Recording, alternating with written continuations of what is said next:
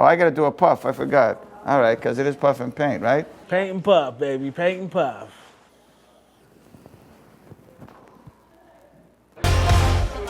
My name is Jack Maxwell. I once had a job as the booze explorer. Here we go, here we go. But then I got sucker punched by cancer.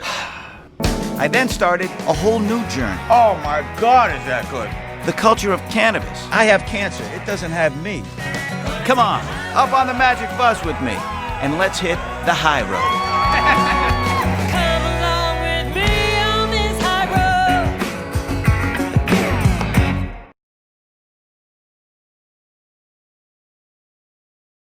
Hey, what up, brother? Tyrone. What's going down, man? What's happening? Good to see you, How baby. you doing? Everything good? Everything's gravy, man. I like what you've done with the place. You're gonna sit right here. We're gonna try this little painting, the butterfly. I have to paint that? You gotta paint that. There's no way I'm gonna be able to do that. Are you kidding me? You ain't gonna be able to paint it without vaping, so pick up your vape first. Let's go ahead and get some vape on, baby. How you wanna puff? You wanna puff heavy or puff light? What's gonna help me paint better? Let's puff heavy, baby. There you are. That's right. That's how you gonna create this masterpiece. Let's paint. Let's paint, baby. Does that look like a butterfly to you? No. It looks like a Rorschach test. So now you're gonna go ahead and get your paintbrushes out. Oh, now we can graduate. I might need Now you're another gonna puff go- for that. That's right. Right? Come on, pick up All and right. puff, baby. So tell me your story. How did you end up doing this? Marijuana became legal, and me and my wife, we decided to go ahead and give it a shot and try to bring people together and give them some cheap entertainment here in Vegas. And So your wife gave you the idea? my wife gave me the idea. She came with it. How did she come up with it? My wife, she's got diagnosed with multiple sclerosis about 7 years ago, and we decided to, go ahead and do something that made, just gave her more comfort. So she just started using cannabis medicinally and then started painting after that? Definitely medicinally, a whole lot of it, but that's what keeps her going. Keeps her nervous system right. Keeps her speech right. It helps her all the way around. And how do the doctors feel about her using cannabis? Well, that's the thing. There's not a lot of doctors out there that really approve of cannabis, but they won't disapprove of it either. So, it's... And what would you normally have to take if you have MS as far as medications? They're on all kind of stuff. It's multiple medications. It's not just one. Did she have to take less after cannabis? Now she doesn't take none. No MS medicine at all? None at all. Just cannabis? Just cannabis only. And she doesn't shake anymore? It helps with the pain, inflammation, what? Not to say that it relieves everything, because she still No, but has... I mean, obviously there's a reason why she's just using that. Oh, there's a major reason. You have a lot of people out there that need this for medical reasons as well. Well, your wife is living proof of that. And my wife is definitely living proof. Unfortunately, there's people out there with the disease that take medication that can't smoke cannabis, and, it sucks. So, building this business, we want to try to break that stigma and let everybody know there's nothing wrong with cannabis, that's for sure. It's about just bringing people together and just having a good time. Well, who are some of your favorite painters? How about Monet? Monet's great, right? That's right. Monet's great. Although Monet isn't everything. We get all age groups, we get all nationalities. It's something for everybody. Would you ever do an expansion of that? You could put the pot in pottery. That's How about right, that? pot and pottery. You could do that. You'd make a kiln. How about a taxidermy class? It could be puff and stuff. That's right. Bunch. Well, paint and I puff, can't that's say what you it. hear, Oh, I gotta baby. do a puff. I forgot. All right, because it is puff and paint, right? Paint and puff, baby. Paint and puff.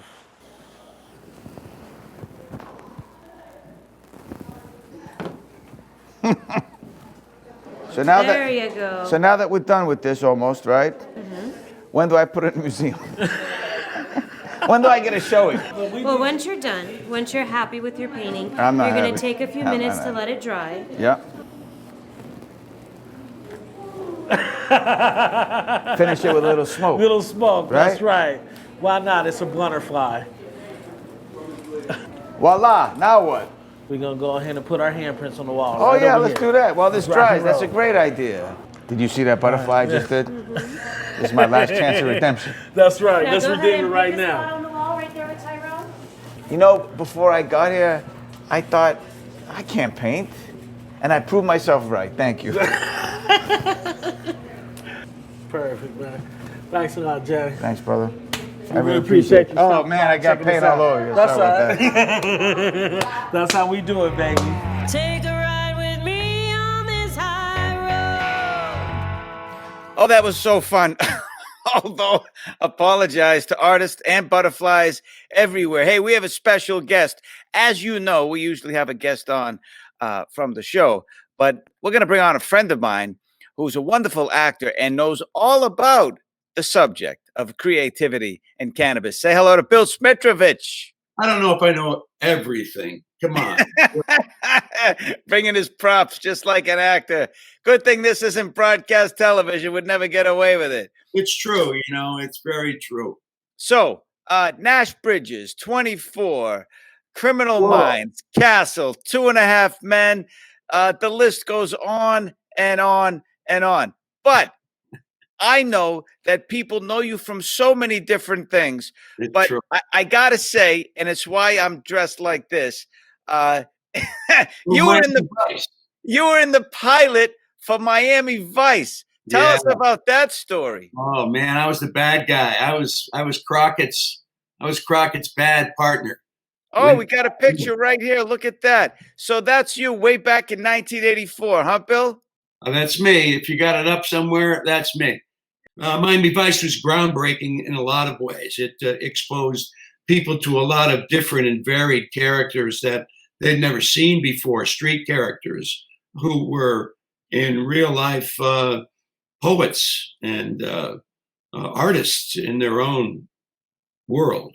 It was the best television script I had ever written, I'd ever read. I mean, I was doing a play at the time, and I couldn't believe how well, at that time, a lot of actors, we're not going to do TV. We're going to stick to the theater and films. We're a little snotty that way. Well, this one was just too good. And it was called Gold Coast when Yurkovich first wrote it. And I felt it was the first TV series meets music video. They had such a smart use of music in that series. But then, of course, you had great actors. So many actors got their start on that series. Julia Roberts, Jimmy Smits, Bruce Willis, Chris Rock. The list goes on. Steve Buscemi, Viggo Mortensen. And it was me to thank for it, because the show would have never got picked up if I. Yeah, I know. A great scene in the car with Don Johnson. And Don Johnson, I think, is a very underrated actor. I think he's good in almost anything he does.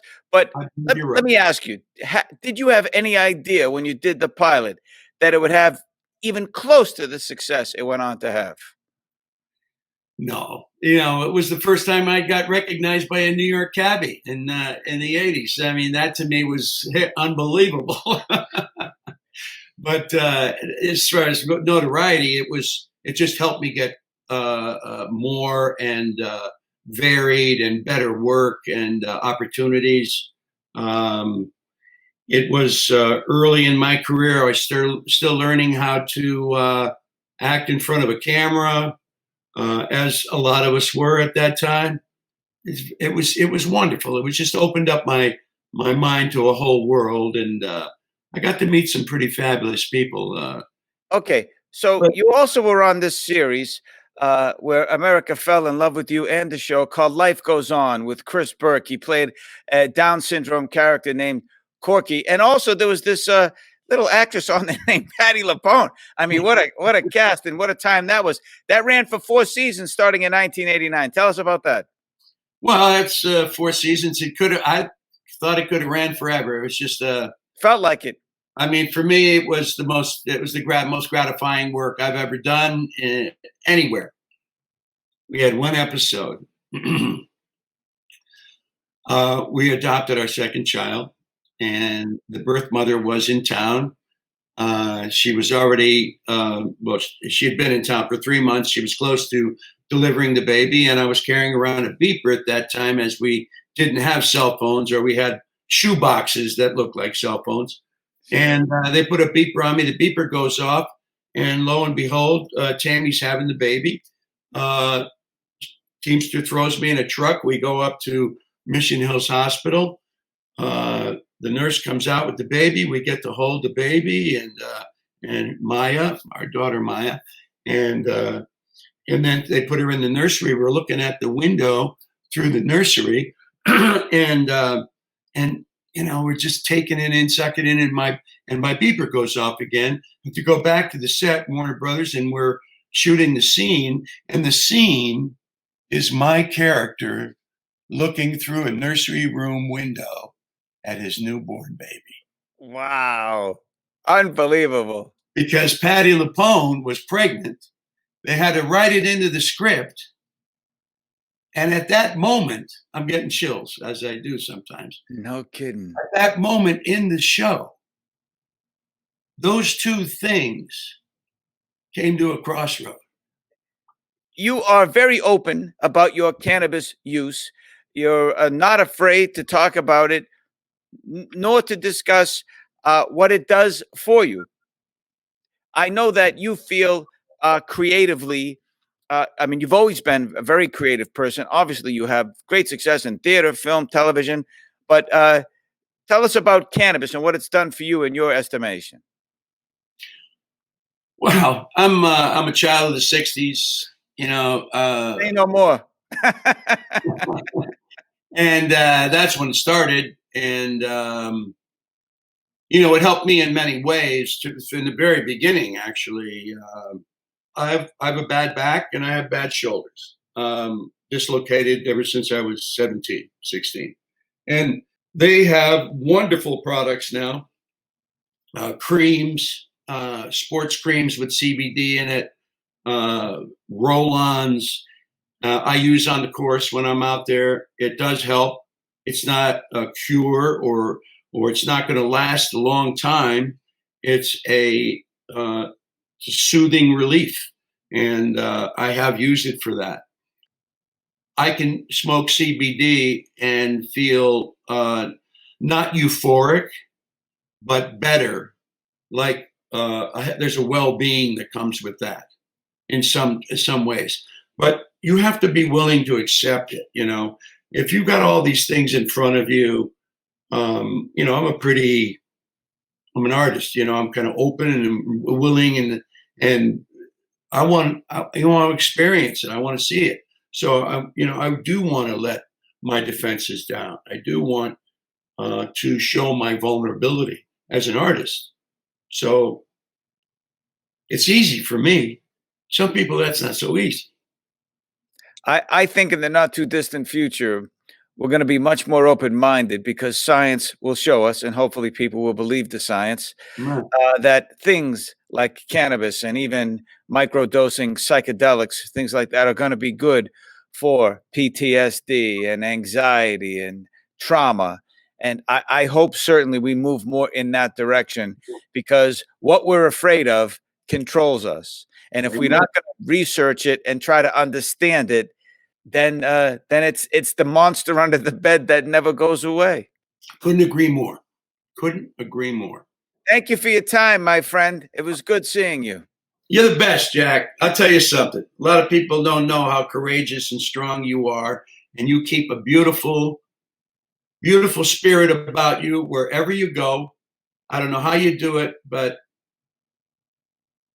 keep doing it. Don't ever go. Don't ever stop doing what you're doing. You're spreading the love. You're spreading information and edutainment for the masses. Well, thank you. Having friends like you helps me stay strong and creative.